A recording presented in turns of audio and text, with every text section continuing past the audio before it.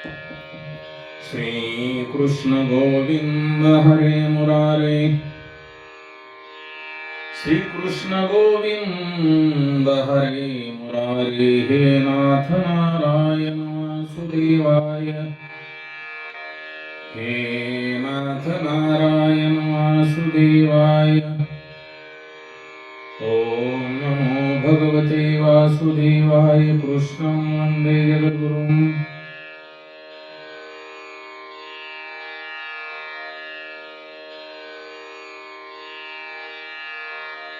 श्रीकृष्ण आणि बलराम यांच्या वेगवेगळ्या कथा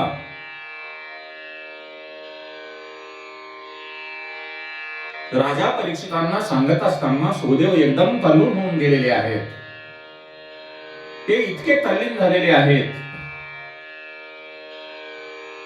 आणि राजा परीक्षित सुद्धा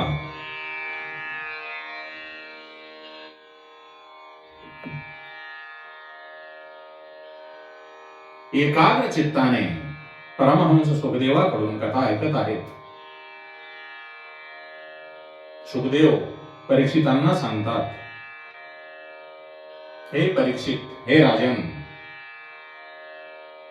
आता मी तुला एक वेगळीच कथा सांगणार आहे. ती कथा म्हणजे सुदामा ब्राह्मणाची आहे.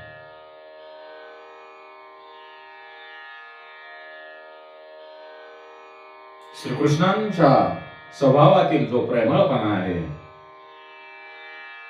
तो प्रेमळपणा या श्रीकृष्ण सुदामा भेटीतून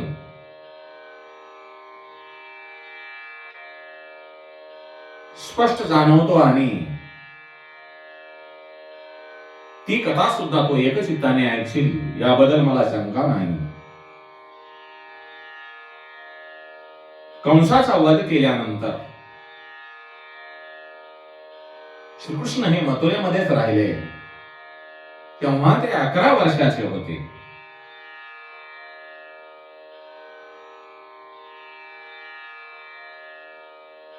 श्रीकृष्ण आणि बलरामांना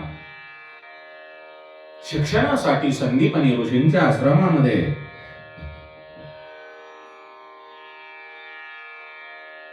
पाठविण्यात आले होते.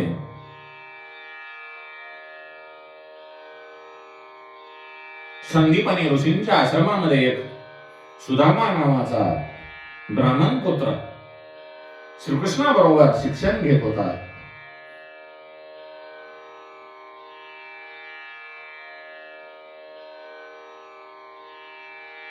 शिक्षण परत घेतल्यानंतर सर्वजण आपापल्या घरी गेले. कोणी पुरोहित झाला, कोणी सैन्यामध्ये दाखल झाला, कोणी मंत्री झाला तर कोणी भिक्षुक झाला. सुदामाही आपले शिक्षण पूर्ण करून घरी गेला.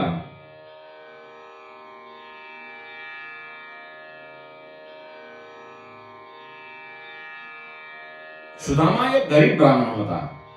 त्याचे आपल्या पत्नीवर अत्यंत प्रेम होते. त्याची पत्नी जी सुशीला,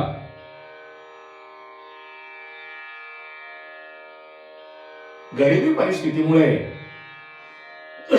दोघांना जेवण सुद्धा मिळत नव्हते. सुशीला, सुदामाची पत्नी जी सुशीला आहे, तिला याचे वाईट वाटे, परंतु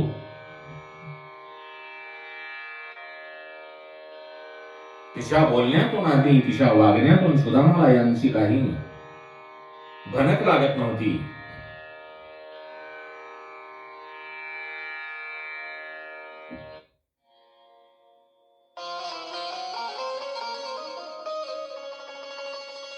सुदामाचे आपल्या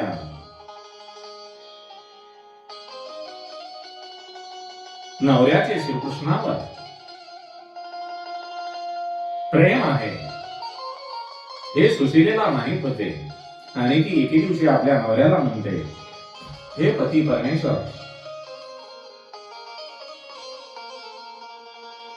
आपण आपला जो मित्र द्वारकेचा राजा श्रीकृष्ण आहे त्याच्याबद्दल आपण आम्हाला भरपूर सांगता. परंतु आपण त्यांच्या भेटीला कधीही जात नाही.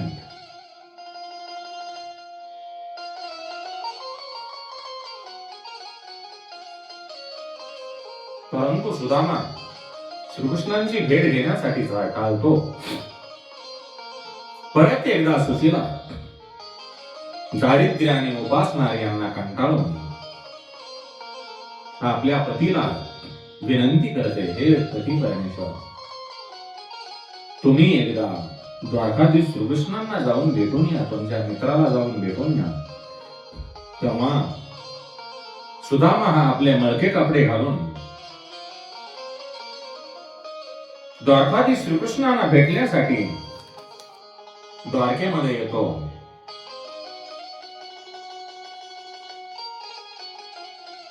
श्रीकृष्णांचे सैनिक सुदामाला घेऊन त्यांच्याकडे येतात. ज्यावेळेला श्रीकृष्ण आणि सुदामा एकमेकांच्या समोर येतात, तेव्हा श्रीकृष्ण हे सुदामाला आलिंगन देतात आणि आपला बालपणीचा मित्र सुदामा भेटला आहे.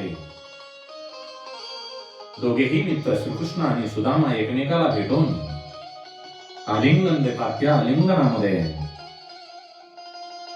दोघांनाही गैरभरून येते, डोळे भरून येतात.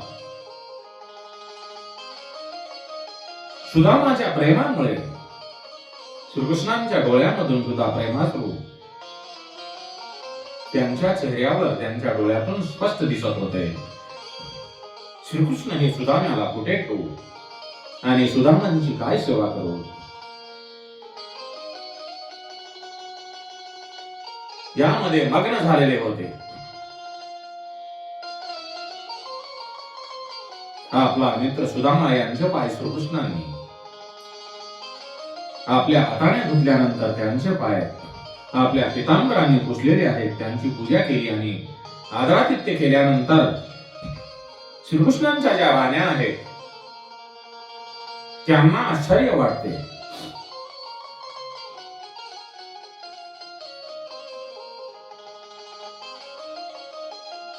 श्रीकृष्ण हे या दरिद्र ब्राह्मणांचा एवढा मान सन्मान का करतात हे श्रीकृष्णांच्या पत्न्यांना जाणवत नव्हते. आणि श्रीकृष्णांच्या निर्व्याज प्रेमामुळे आणि आदरातिथ्यामुळे सुदामा भांबावून गेलेला होता.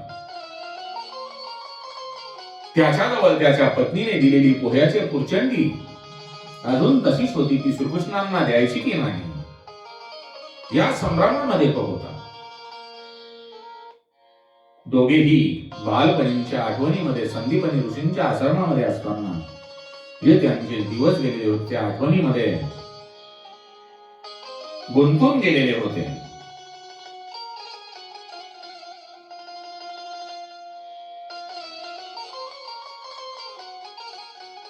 तेव्हा त्यांना एक जुनी आठवण जागी होते. श्रीकृष्ण आणि सुदामा ज्या वेळेला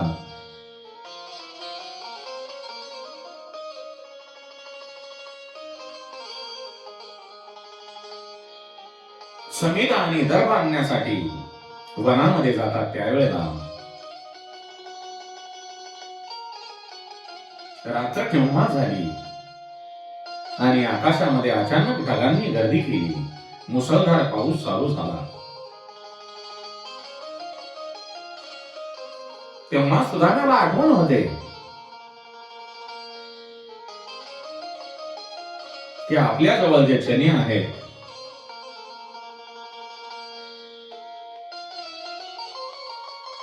ते चणे मी एकटा खात होतो. आणि श्रीकृष्णाला आठवण होते. तेव्हा श्रीकृष्ण सुदामाला म्हणतात, काय रे तू काय खात आहेस? तेव्हा सुदामा श्रीकृष्णांना म्हणतो, नाही रे, या पावसाळ्यामुळे मी भिजल्यामुळे ओला झालो होतो, त्यामुळे मला थंडी वाजते आहे आणि माझे दातही वाजते आहेत. आपण परमपिता परमेश्वराशी खोटे बोलत आहोत. आपल्याजवळ थोडेसे असलेले चणे सुद्धा श्रीकृष्णांना द्यायचे औदार्य सुदाम्याने दाखवले नाही.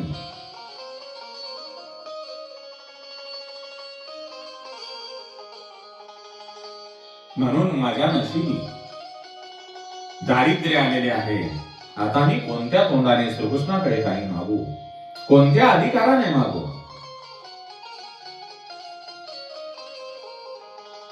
तेव्हा सुदामा विचारामध्ये मग्न असताना श्रीकृष्ण त्यांना म्हणतात, हे सुदामा, तू एवढ्या दिवसांनी इतक्या दुरून मला भेटण्यासाठी आला आहेस. तू नक्कीच रिकाम्या हाताने आला नसून मला काहीतरी घेऊन आला असशील. माझ्या वहिनींनी मला काहीतरी दिले असणार. तू माझ्यासाठी काय आणले आहेस? चल मला पाहू दे. या श्रीकृष्णांच्या बोलण्यावर सुदामा भानावर येतो आणि उभारण्यामध्ये लपून ठेवलेली पोह्याची पुरचंडी त्याने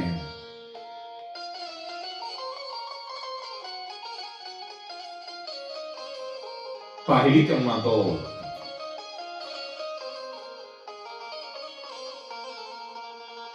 आपल्या मनामध्ये म्हणतो की ही पुरचंडी पोह्याची जी आहे ती श्रीकृष्णांना देणे योग्य होईल का?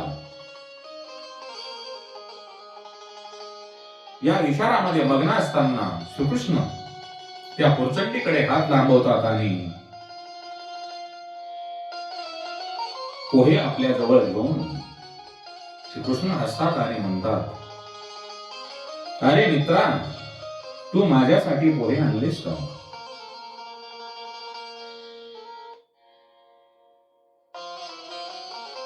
असे म्हणत असताना श्रीकृष्णांनी त्या पुरचंडीमध्ये पोहे खायला सुरुवात केली. त्यांनी ते थोडे पोहे रुक्मिणीला सुद्धा दिले. साक्षात परमात्म्याने सुदाम्याचे सर्वस्व असलेले पोहे खाल्ले. म्हणजे सारे चराचर तृप्त झाले होते. पण साक्षात परमात्म्यानेच त्याचे प्रारब्ध बदलले होते. सुदाम्याच्या नशिबामध्ये श्रीक्षय लिहिला होता.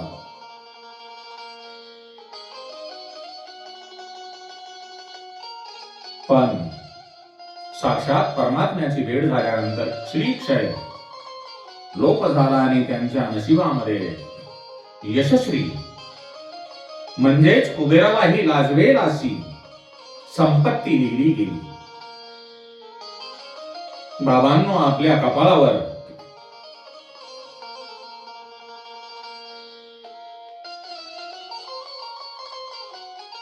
श्रीक्षय असे जर लिहिले गेले तर कधीही आपणाला धनसंपत्ती मिळणार नाही. आणि त्याला जर फोडावयाचे असेल तर यशस्वी लिहावयाचे असेल तर आपणाला भगवंताचे भजन करावे लागेल. आपल्या प्रारब्धामध्ये जर दारिद्र्य जरी लिहिले गेले असेल तरी आपल्याला नक्कीच यशस्वी मिळाल्याशिवाय राहणार नाही. माता लक्ष्मीची कृपा झाल्याशिवाय राहणार नाही.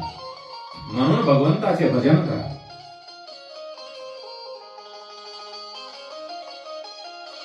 भगवंताच्या भजनाशिवाय आपल्याकडे काहीही पर्याय नाही.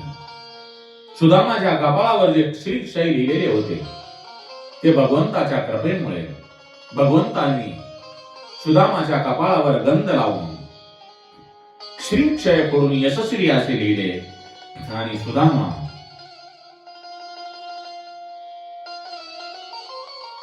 श्रीकृष्णांच्या दर्शनामुळे, त्यांच्या कृपा आशीर्वादामुळे, त्यांच्या सहवासामुळे कोणत्याही प्रकारची याचनी न करता, कोणत्याही प्रकारची मागणी न करता परिपूर्ण झालेला आहे. भगवंत आपल्या भक्तांना न मागताही देतो. भगवंत सारे काही जाणतो. द्वारकेमध्ये पाहुणचार घेतल्यानंतर सुदामा दुसऱ्या दिवशी सकाळी निघतो.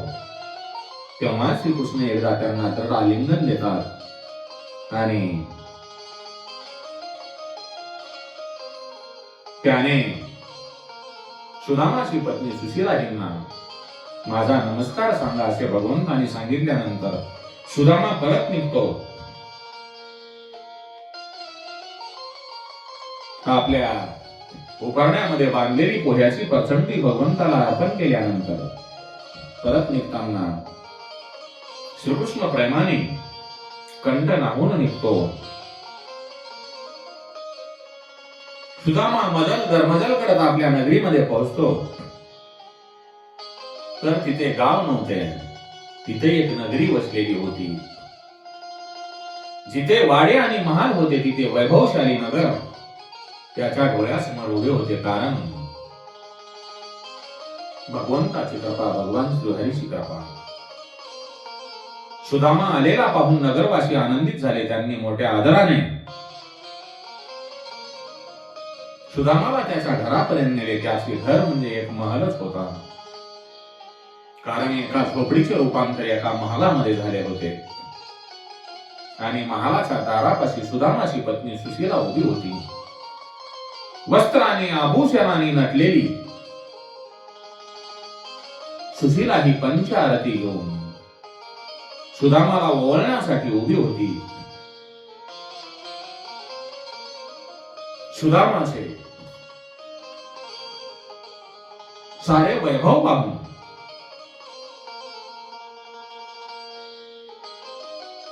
सुदामाच्या डोळ्यासमोर उभा राहिला तो स्मित हास्य करणारा, आलिंगन देणारा, पोहे खाणारा तो जगजेटी, तो भगवान श्रीकृष्ण, तो पांडुरंग, काहीही न मागता देणारा तो द्वारकाधीश. सुदामा मनोमन भगवान श्रीकृष्णांचे आभार मानत होता आणि म्हणत होता की हे परमेश्वरा, हे वैभव दिलेस त्यामुळे माझे कुटुंब आता सुखी होईल. पण हे द्वारकाधीश, या वैभवामध्ये, या सुखामध्ये मला गुंतायचे नाही. मला हवे आहे ते तुझ्या भक्तीचे दान, मला हवे आहे ते तुझ्या प्रेमाचे दान. कृष्ण आणि सुदामांची कथा ऐकण्यामध्ये, अलौकिक कथा ऐकण्यात राजा परीक्षित गुणगुण गेला. आणि ती कथा सांगण्यामध्ये सुखदेव तन्मय झाले होते. मग सुखदेवांनी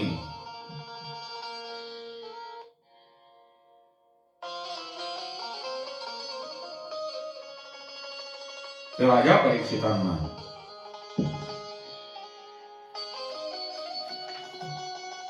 पुढे कथा सांगत आहेत.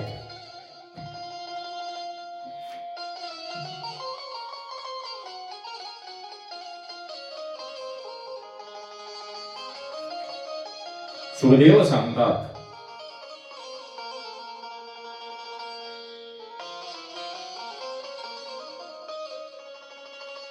एका खग्रास सूर्यग्रहणाच्या वेळी श्रीकृष्ण आणि भगवान यांचे दर्शन घेण्यासाठी अनेक ऋषी मुनी द्वारकेमध्ये आलेले होते. श्रीकृष्णांनी सर्वांना सकाम कर्म आणि निष्काम कर्म म्हणजे काय, तीर्थस्थानातील तीर्थस्थळावरील स्नानाच्या पुण्यापेक्षा ऋषी मुनीच्या संगतीमध्ये कसे महत्वाचे अधिक पुण्य प्राप्त होते हे सांगितले. आणि निष्काम भावनेने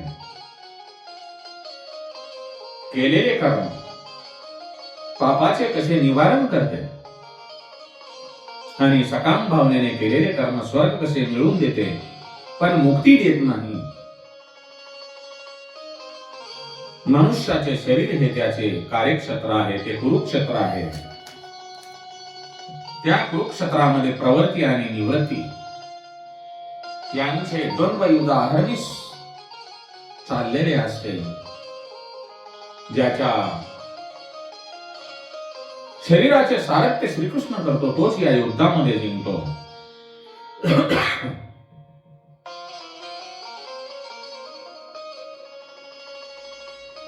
त्यानंतर श्रीकृष्णांचे वडील वसुदेवांनी कुरुक्षेत्रावर यज्ञ केले आणि एकमेकांचा निरोप घेतला. वर्षा ऋतूंची चाहूल लागल्यामुळे भगवान श्रीकृष्ण आणि सर्व यादव द्वारकेमध्ये येतात. द्वारकेमध्ये परत आल्यानंतर वसुदेव आणि देवकी यांना अनंत आणि विष्णू, कृष्ण आणि बलराम हे अनंत आणि विष्णू आहेत हे ओळखून ते आपल्या मुलासमोर आत्मज्ञानाबद्दल चर्चा करतात. ती चर्चा करत असताना देवकी श्रीकृष्णांना म्हणते, हे कृष्णा, तुझे जे 6 भाऊ कंसाने मारले त्यांना मला पुन्हा कधी पाहता येईल का? आपल्या मातेची ही इच्छा बलराम आणि श्रीकृष्णांनी पातालाधिपती बलिराजा यांच्या मदतीने पूर्ण केलेली आहे. श्रीकृष्ण आपल्या माता पित्यांना तृप्त करतात तेव्हा वासुदेव श्रीकृष्णांना म्हणतात, कृष्णा, तुझे चिंतन करता करता मला मृत्यू यावा असे मला वाटते आहे. श्रीकृष्णांनी जेव्हा माता यशोदेला विचारले की माते यशोदे, तुला काय पाहिजे आहे? तेव्हा यशोदा म्हणते, हे कृष्णा,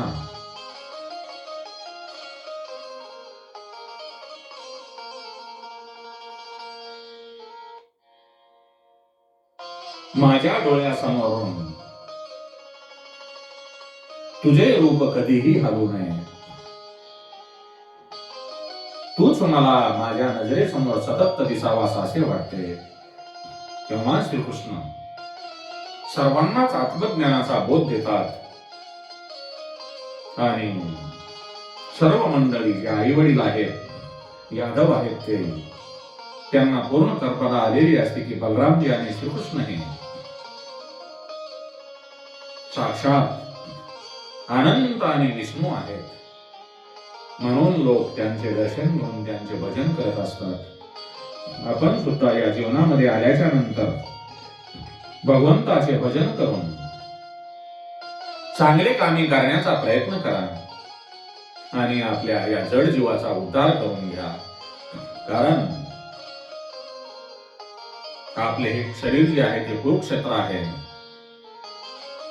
आणि या कुरुक्षेत्रावर प्रवृत्ती आणि निवृत्ती यांचे युद्ध अहर्निश चालू असते आणि त्या युद्धामध्ये आपल्या शरीराचे सारथ्य आपण भगवान श्रीकृष्णाकडे सुपूर्द करून आपल्या जीवाचा उद्धार करून घ्यावा, आपल्या जीवाचे कल्याण करून घ्यावे.